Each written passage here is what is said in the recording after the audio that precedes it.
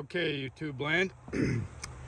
Richard back here. Let me see if I can get a view, and I'm going to share some of my friggin' fantastic mechanical tips. All right, let me see. I don't know if I can get this. Oh yeah. All right, now let me point it out with my magnet, which is a friggin' excellent tool. Let me see, do you see?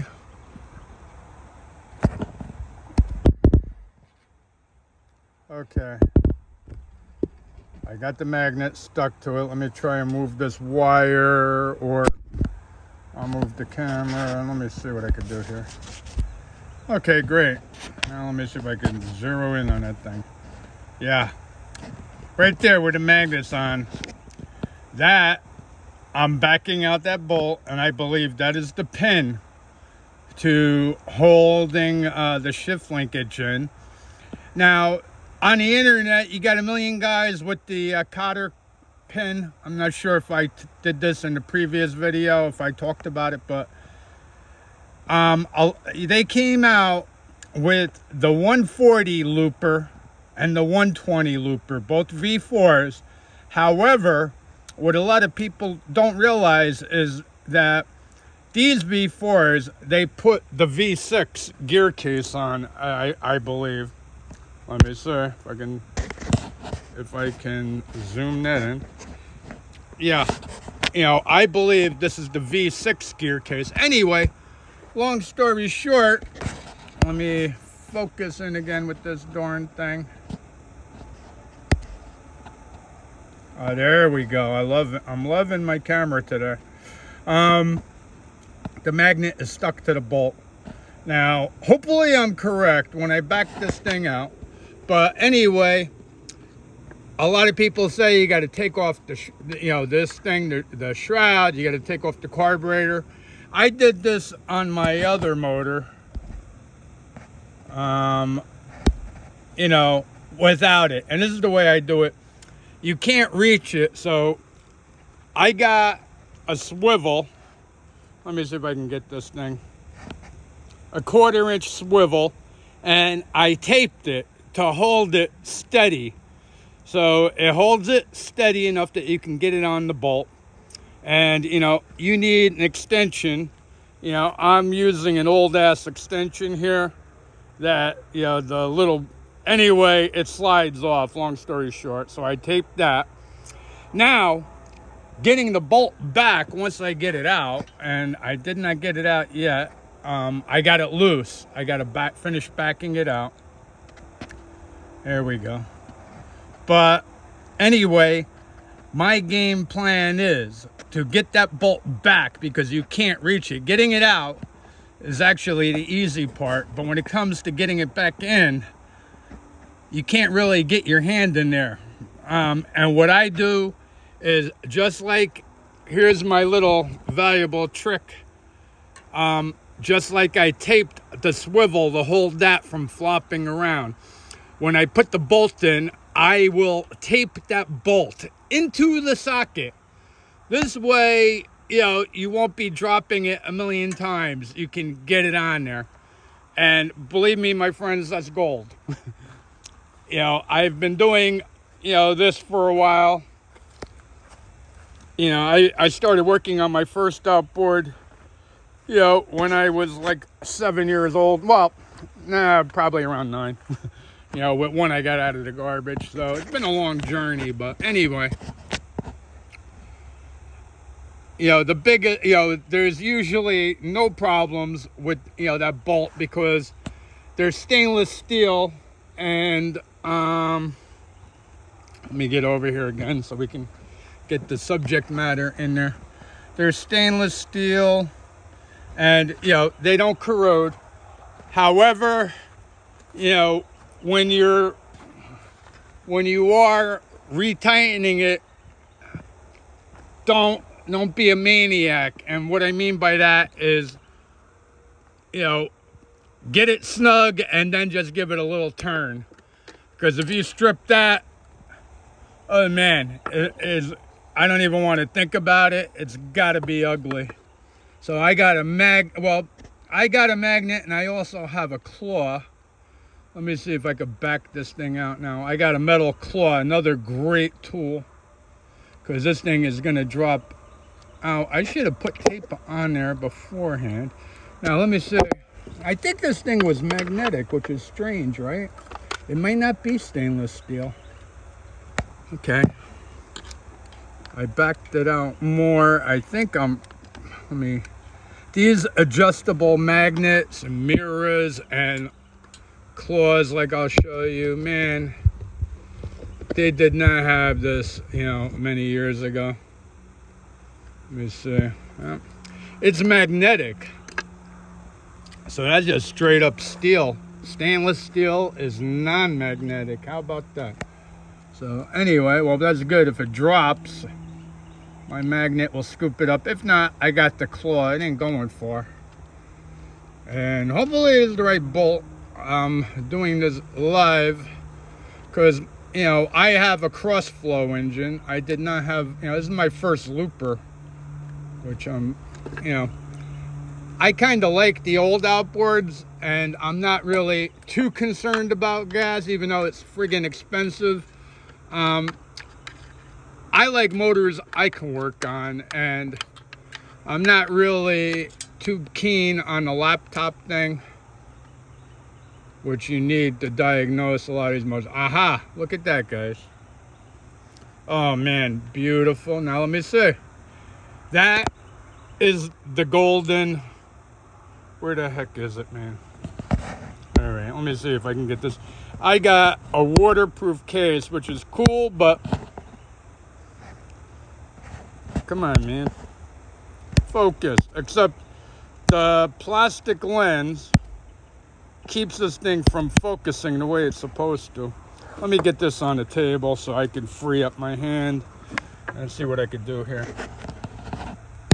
Okay, there we go. That, my friends, is, yeah, that is the correct one. So, yeah, and there's not one video on YouTube that really shows this too clearly, because, you know, Lord knows I have searched for it. I went on Google. I mean, I'm pretty shocked about the lack of information about it.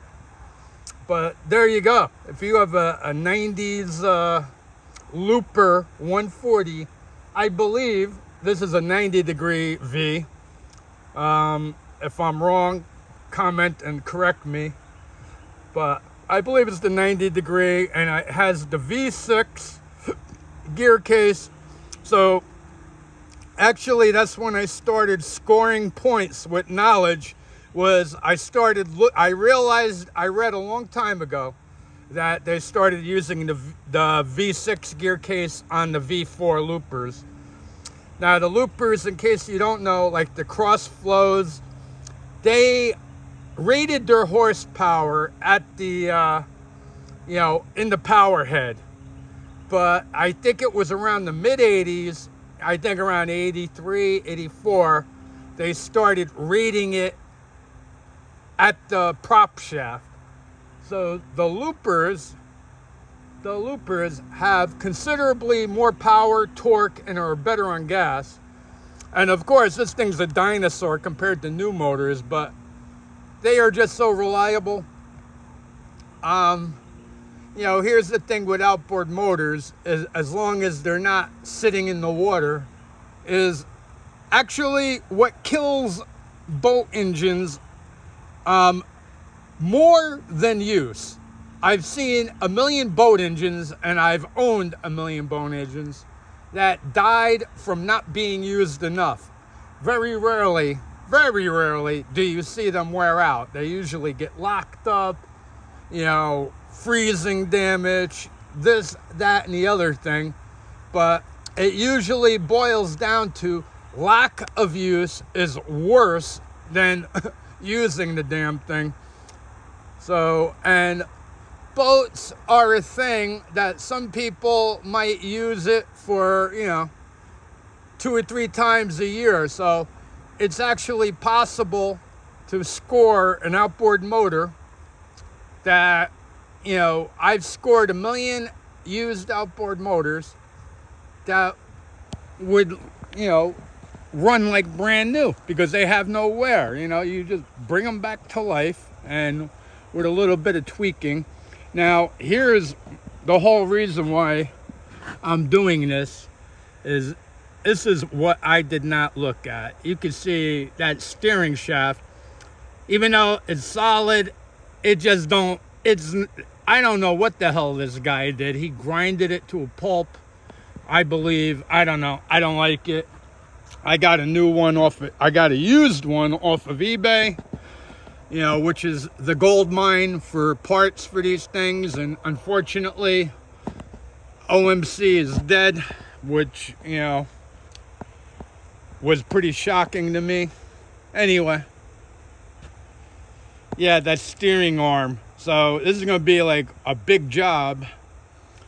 You know, I gotta, for the steering arm, you got 2 bolts there and over there, and then you got a couple bolts in there.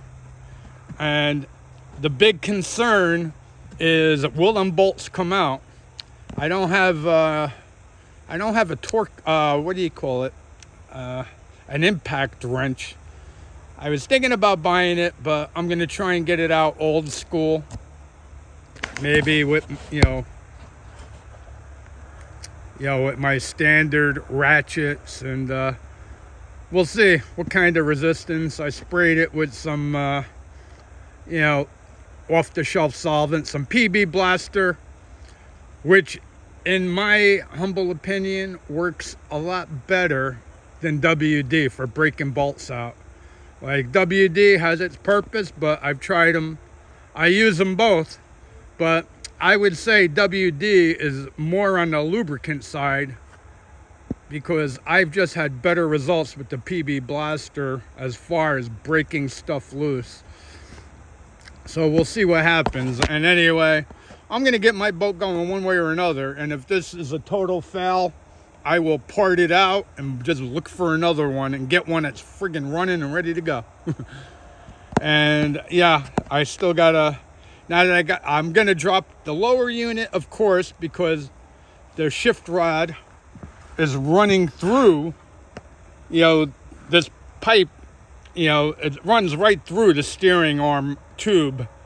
So I have to get it off. And anyway, while it's off, I'm gonna replace that damn water pump, which you should do every year.